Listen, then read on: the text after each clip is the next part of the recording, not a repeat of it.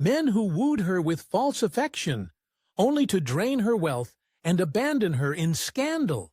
Each failed romance left her more disillusioned, pushing her further into the clutches of depression and addiction. Alcohol and pills became her escape from the loneliness that no amount of money could cure. But the betrayals, the public humiliations, and the emotional devastation were only the beginning. 7 marriages, 7 shattered illusions. By the end, Barbara was little more than a ghost in designer rags, clinging to one last light. Her son, Lance, then came the tragedy that didn't just break her. It consumed her forever. Find out more about it in Barbara Hutton's fairy tale life turned nightmare.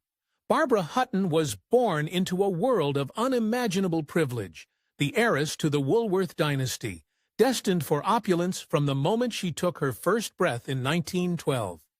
But behind the gilded doors of her family's mansions, luxury came at a brutal cost. Her father, Franklin Hutton, was a Wall Street titan with a Midas touch in business and a monstrous streak in private, a relentless philanderer, a violent drunk, and a man who treated his wife with cold contempt. He turned their home into a battleground, and Barbara, their only child, was left to navigate the wreckage. Then came the day that shattered her world forever.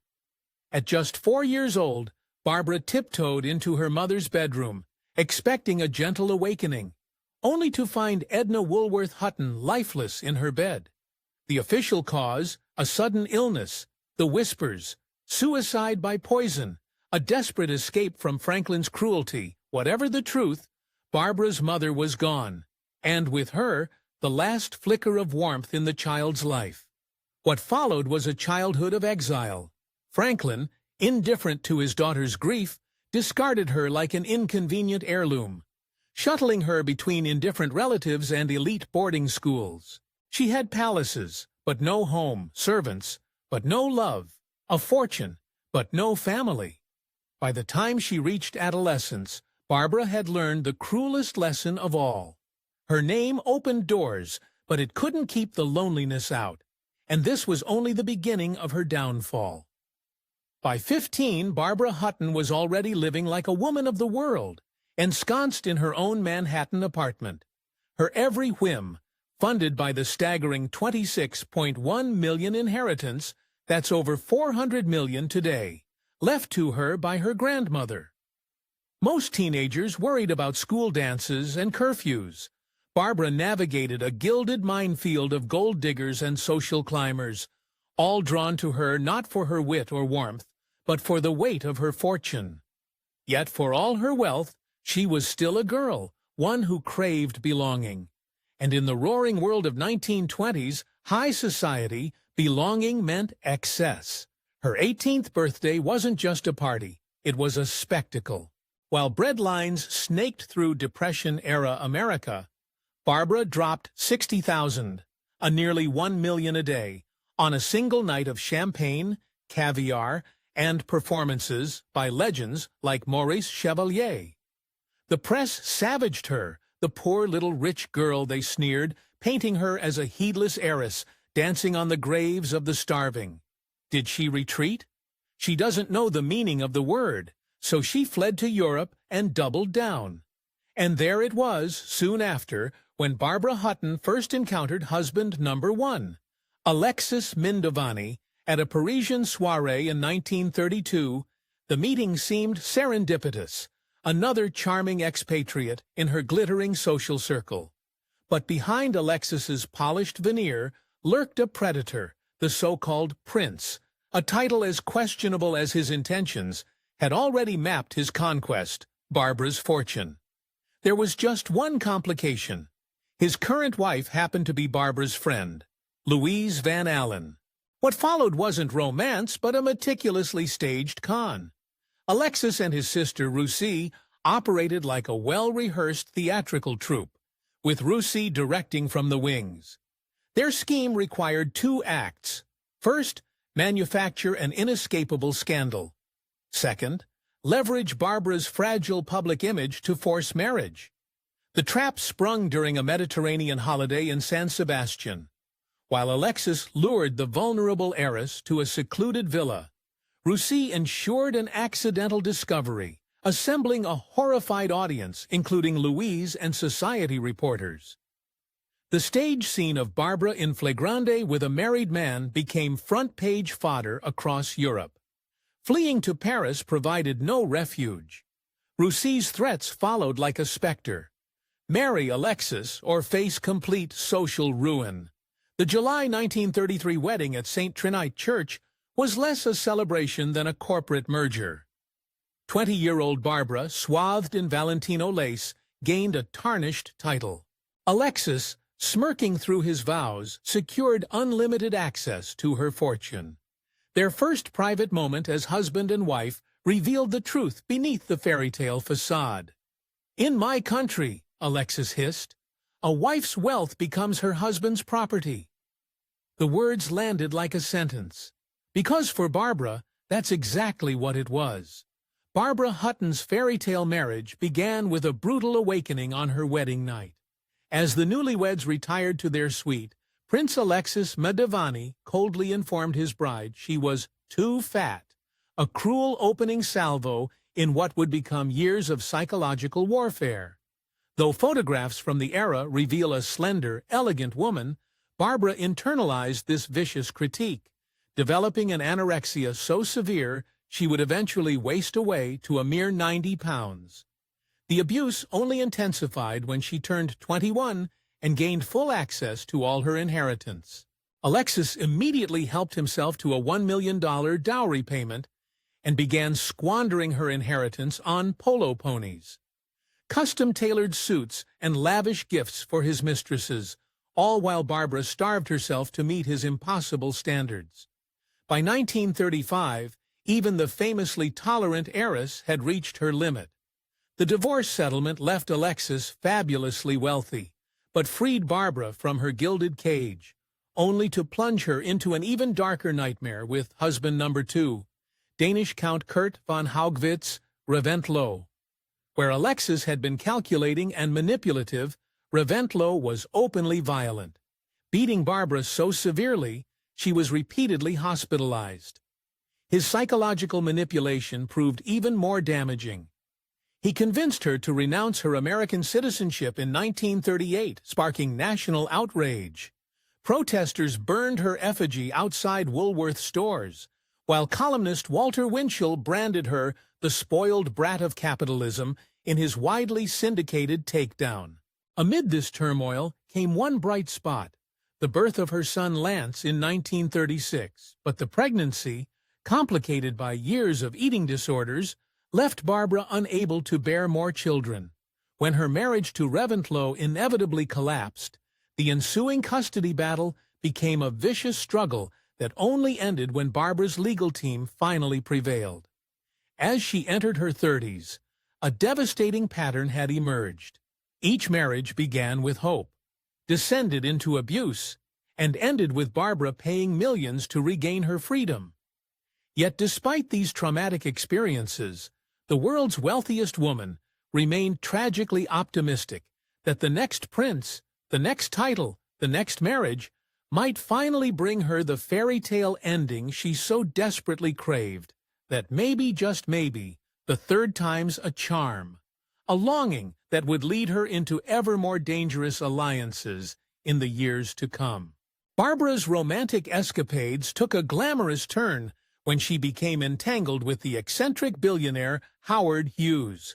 Their passionate but short-lived affair unfolding in luxurious secrecy at London's Savoy Hotel. She would later describe Hughes with paradoxical admiration. "He doesn't bombard you with ideas, doesn't pry, never argues. The charming thing about Howard is that he isn't charming." Yet their physical relationship proved disappointing. Hughes, ever the perfectionist, became frustrated when he couldn't control Barbara's pleasure as precisely as his aircraft designs, abandoning their liaison the moment she failed to perform to his exacting standards. This disappointment soon faded when fate delivered a far more dashing suitor during an Atlantic crossing. The debonair husband number 3, Cary Grant, whose genuine affection offered Barbara her first taste of reciprocal love. Unlike her previous partners, Grant treated her with unwavering respect, even forming a tender bond with young Lance. For once, Barbara found herself with a man who wanted neither her fortune nor her social connections, but simply her heart. Yet this fairy tale romance carried the seeds of its own destruction. Grant's devotion to his acting career baffled Barbara. Why would her prince choose work when her millions could provide endless leisure as she jet-setted between palaces and parties? His continued film commitments left her feeling abandoned. The growing rift drove Barbara to an act of betrayal so profound it would shatter their marriage, proving that even Cary Grant's legendary charm couldn't compete with the restless demons that haunted history's richest woman. In 1943, Barbara's restless heart led her to make an audacious play for fashion designer Oleg Cassini, despite his marriage to Hollywood starlet Jean Tierney. True to form, the Woolworth heiress approached romance like a business transaction. She instructed Cassini to offer his wife a cool $1 million to step aside. For Barbara, who had spent a lifetime acquiring priceless art and European titles, purchasing a husband seemed perfectly logical. But in a rare defeat for the billionaire Tierney, refused the payoff, choosing love over lucre. The humiliating rejection compounded Barbara's crumbling marriage to Cary Grant. Even Hollywood's most perfect gentleman couldn't satisfy her bottomless emotional needs. Their divorce marked not just the end of a marriage, but the end of Barbara's California dream, sending her fleeing across the Atlantic with her fragile ego in tatters.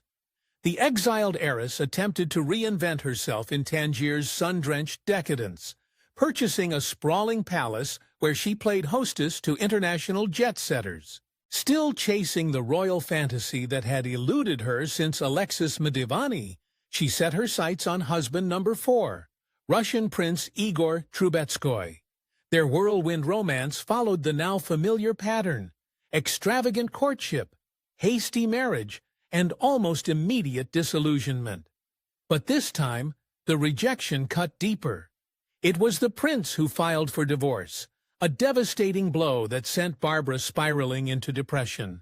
As she wandered the marble halls of her Tangier palace alone, the cruel truth became undeniable.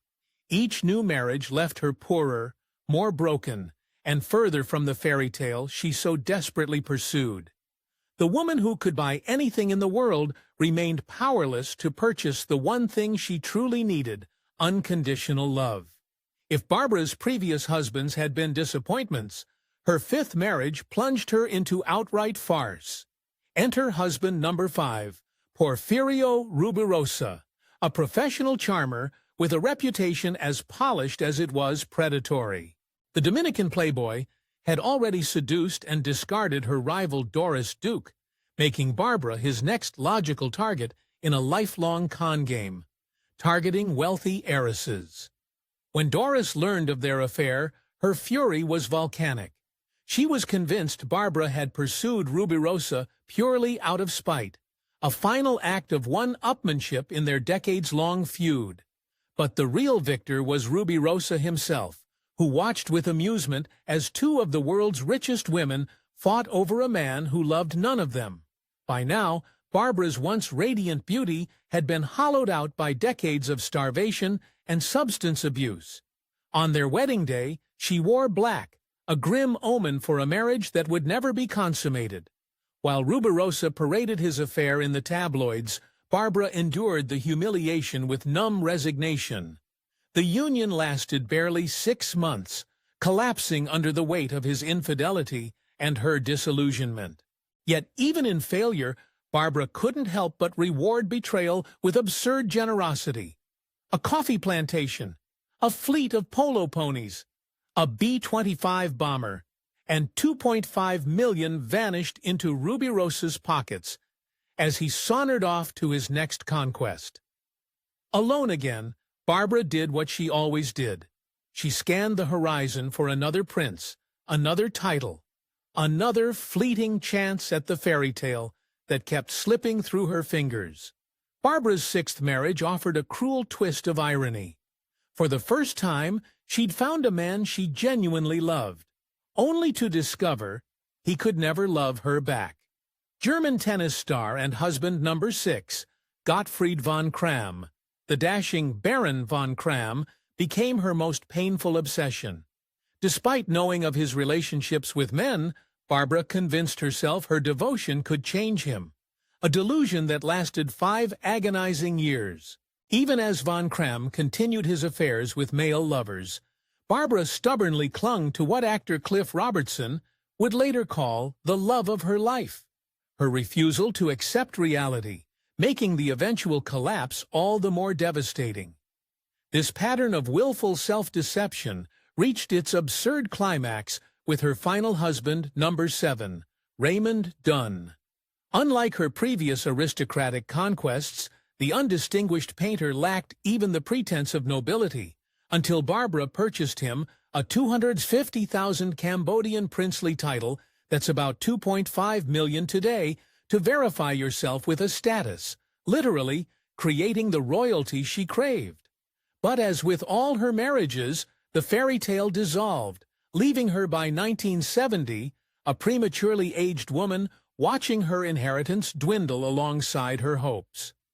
With her health failing and romantic prospects exhausted, Barbara turned to her sole remaining anchor, her son Lance. But remember fate, never kind to the poor little rich girl, was preparing its cruelest blow of all.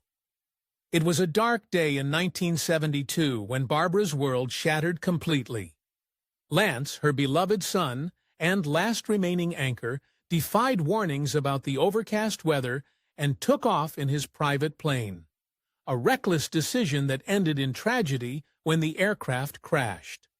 The loss destroyed what little resilience Barbara had left, already weakened by decades of heartbreak, financial mismanagement, and failed marriages.